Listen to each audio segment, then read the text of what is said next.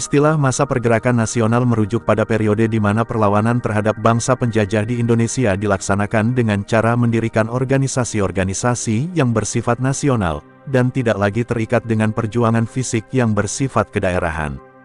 Pergerakan nasional dipelopori oleh golongan terpelajar, yang lahir dari kebijakan politik etis Belanda di bidang pendidikan. Salah satu peristiwa yang menandai lahirnya masa pergerakan nasional adalah berdirinya organisasi Budi Utomo pada tanggal 20 Mei tahun 1908. Masa pergerakan nasional di Indonesia dapat dibagi ke dalam 3 tahap.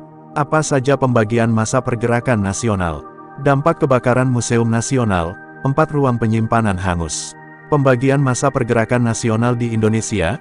Masa pergerakan nasional dibagi dalam 3 tahap, yakni masa awal atau pembentukan, masa radikal, dan masa moderat pergerakan nasional.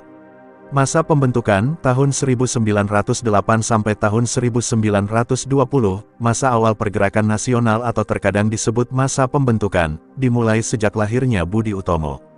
Budi Utomo merupakan organisasi modern pertama di Indonesia, yang juga dipandang sebagai pelopor organisasi pergerakan nasional karena telah memberi inspirasi kaum nasionalis di Indonesia untuk membangun perjuangan yang berbasis pada organisasi modern.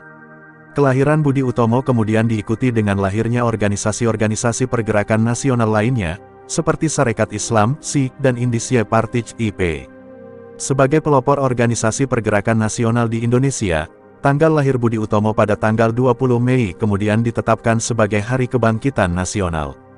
Masa radikal, tahun 1920 sampai tahun 1930, memasuki tahun 1920 menandai dimulainya masa radikal pergerakan nasional. Disebut masa radikal karena pergerakan nasional pada periode ini bersifat radikal atau keras terhadap pemerintah Hindia Belanda. Para pejuang menggunakan asas non-kooperatif atau tidak bekerja sama.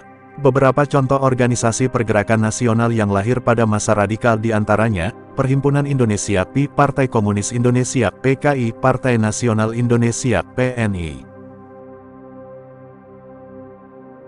Video ini dibuat pada tahun 1920 dan 1930, bagaimana hidup masyarakat Indonesia, yakni masyarakat di Pulau Jawa dan Sumatera.